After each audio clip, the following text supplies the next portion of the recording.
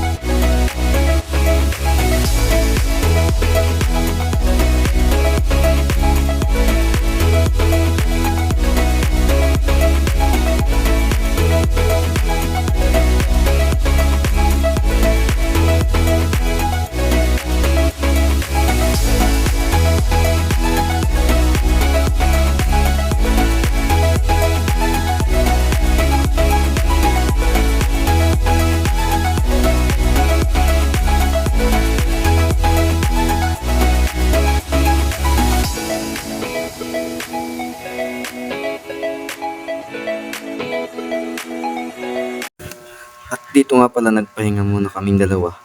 At kumain muna rin kami ng biskwit at inabot na kami ng gutom dito. At nagka-problema pa kami dyan. Ang hirap lunukin ng biskwit.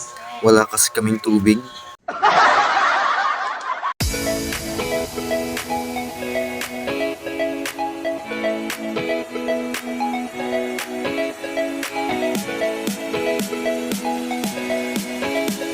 Aba, si Idol Groot at napadaan pa dito sa aming harapan.